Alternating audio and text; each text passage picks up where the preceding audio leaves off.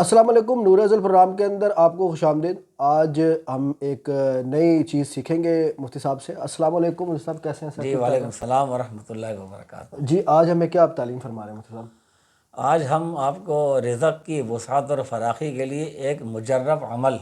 اچھا بتانا چاہ رہے ہیں، اور عام طور پہ یہاں پر ایک وضاحت کر دوں میں کہ جب مجرب کی بات کی جاتی ہے تجربہ کار، تو اس کا مطلب عام طور پہ یہ ہوتا ہے کہ یہ چیز سنت سے ثابت نہیں ہے، بلکہ بعد کے لوگوں نے، بزرگوں نے، اللہ والوں نے، صوفیاء نے اپنے عمل سے کوئی ایک چیز جو ہے نا وہ سیکھی، ان کو اس کے فوائد نظر آئے، کوئی ایک خاص عمل انہوں نے کیا تو اس عمل کا ان کو ایک فائدہ نظر آیا، تو انہوں نے آگے اپنے مریدین کو، اپنے طلباء کو وہ چیز تعلیم کر دی، تو یہ مجرب عمل ہے جو کہ مسنون نہیں ہوتا عام طور پہ۔ اچھا لیکن یہ مجرب عمل ایسا ہے جو کہ رسول اللہ صلی اللہ علیہ وسلم کی سنت سے، ان کی تعلیم سے ثابت ہے، اچھا یعنی رسول اللہ کا خود براہ راست تعلیم کردہ ہے، اور ایک صحابی نے رسول اللہ سے پوچھا تھا، تو یہ مجرب بھی ہوا اور مسنون بھی ہوا، اچھا مجرب بھی ہے، مسنون بھی ہے۔ تو اس کی سند اور اس کی اچھائی اور اس کی بڑائی کے بارے میں، بڑائی کا کیا کہنا، کتنا بڑا عمل ہوا یہ، کتنا اتھینٹک عمل ہے یہ۔ عمل یہ ہے کہ ایک مرتبہ رسول اللہ صلی اللہ علیہ وسلم کے پاس ایک صحابی آئے، اور یہ روایت جو منقول ہے حضرت سہل ابن سعد رضی اللہ تعالیٰ عنہ سے۔ حضرت سہل ابن سعد فرماتے ہیں کہ ایک مرتبہ ایک شخص رسول اللہ کے پاس آیا، اور اس نے آ کر اپنے رزق کی تنگی کی شکایت کی، یا رسول اللہ، دنیا نے اپنے دروازے مجھ پر بند کر دیے، دنیا نے اپنے دروازے بند کر دیے۔ اس بات کو آج کل کی زمان میں اگر کہا جائے تو اس طرح کہا جا سکتا ہے کہ آج کل لوگوں نے میرے فون اٹھانے ہی بند کر دیے، اچھا کیونکہ کوئی بندہ رزق کے حوالے سے بہت پریشان ہو تو لوگ اس کا فون بھی نہیں اٹھاتے آج کل، کیونکہ وہ یہ سمجھتے ہیں کہ یار یہ بیچارہ پریشان ہے، ایسا نہ کچھ مانگ لے مجھ سے ہی ہے، تو لہٰذا وہ، تو یہ اس نے اس بات کو اس انداز سے کہا اپنے زمانے کے لحاظ سے، دنیا نے اپنے دروازے بند کر دیے، تو میں کیا کروں؟ تو آپ نے اس کو فرمایا کہ جب تم اپنے گھر میں داخل ہونے لگو تو سب سے پہلے کہو السلام علیکم ورحمۃ اللہ وبرکاتہ، اور اس کا بھی طریقہ پہلے اسے یہ بتایا کہ پہلے دایاں پاؤں، سیدھا پاؤں اپنے گھر میں داخل کرو، اور اونچی آواز سے کہو السلام علیکم ورحمۃ اللہ وبرکاتہ، چاہے گھر میں کوئی ہو یا چاہے نہ ہو۔ اچھا ہاں، ابھی آگے چل کے میں آپ کو اس بات کی تھوڑی سی وضاحت کر دوں گا کہ اگر کوئی ہو تو پھر سلام کیسے کریں گے، اور اگر گھر میں کوئی نہ ہو تو پھر سلام کے الفاظ تھوڑے سے تبدیل ہوں گے، وہ الفاظ ہی بڑے مشہور ہیں، نماز کے اندر پڑھے جاتے ہیں۔ تو جب کوئی گھر میں ہو تو یوں کہیں السلام علیکم ورحمۃ اللہ وبرکاتہ، گھر والوں کو سلام کرنا ہے، اور اس کے بعد پھر مجھ پر ایک مرتبہ سلام بھیجو، یعنی اچھا مجھ پر درود پڑھو، مجھ کو سلام کہو، الصلاۃ والسلام علی رسول اللہ، درود شریف پڑھنا، کوئی سا بھی ایسا درود پڑھ لے جس میں صلاۃ اور سلام، سلام دونوں الفاظ ہوں، رسول اللہ کو سلام بھیجنا ہے، ٹھیک ہے نا۔ اچھا اور نمبر 3،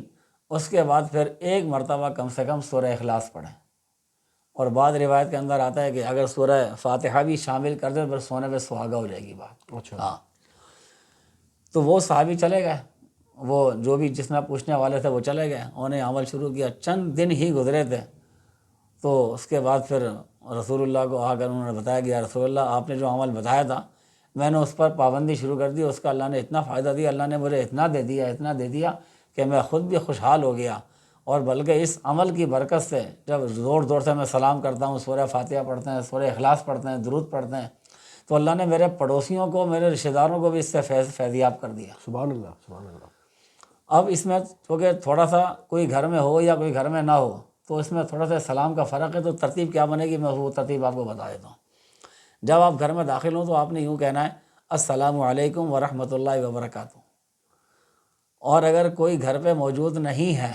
تو پھر آپ نے یوں کہنا ہے السلام علینا وعلی عباد اللہ الصالحین، سلام ہو ہم پر،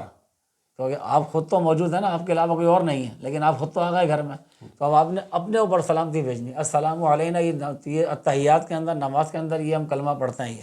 السلام علینا، سلام ہو مجھ پر، وعلی عباد اللہ الصالحین، اور جو بھی اللہ کے نیک بندے ہیں ان سب پر سلام ہو۔ اللہ کے نیک بندوں میں سب سے پہلے کون آتے ہیں؟ اصل میں یہ سلام و فرشتوں کو بھیج رہے ہوتے ہیں، ہمارے دائیں بائیں جو فرشتے ہمارے ساتھ ہیں، ہم یہ فرشتے، یہ سلام ان فرشتوں پر بھیج رہے ہوتے ہیں، تو فرشتوں پر سلام بھیجنے کی برکت سے بڑا اللہ تعالیٰ رحمت نازل کرتے ہیں۔ اس کے بعد پھر ہم نے ایک مرتبہ رسول اللہ پر درود پڑھنا ہے، وہ کیسے پڑھنا ہے؟ الصلاۃ والسلام علی رسول اللہ، یا یوں پڑھ دیں اللہم صلی وسلم وبارک علی سیدنا محمد، اللہم صلی وسلم علی سیدنا محمد وعلی آل محمد، ٹھیک ہے نا، یہ پڑھنا ہے۔ اس کے بعد پھر ایک مرتبہ سورہ اخلاص پڑھنی ہے۔ اس میں اخلاص بھی پڑھ سورہ اخلاص اس طرح پڑھیں گے، میں ترتیب سے شروع سے پڑھ دیتا ہوں۔ جب گھر میں کوئی ہو تو داخل ہوتے وقت سب سے پہلے دایاں پاؤں داخل کریں گے، پھر کہیں گے السلام علیکم ورحمۃ اللہ وبرکاتہ، الصلاۃ والسلام علی رسول اللہ صلی اللہ علیہ وآلہ وسلم، پھر بسم اللہ الرحمن الرحیم، قل هو اللہ احد اللہ الصمد لم یلد ولم یولد ولم یکن لہ کفوا احد۔ اور اگر کوئی نہ ہو، گھر خالی ہو، تو پھر یوں پڑھیں گے، پہلے دایاں پاؤں رکھیں گے، پھر کہیں گے السلام علینا وعلی عباد اللہ الصالحین، پھر اس کے بعد پھر رسول اللہ پہ سلام کریں گے الصلاۃ والسلام علی رسول اللہ، پھر اس کے بعد سورہ اخلاص بسم اللہ الرحمن الرحیم، قل هو اللہ احد اللہ الصمد لم یلد ولم یولد ولم یکن لہ کفوا احد۔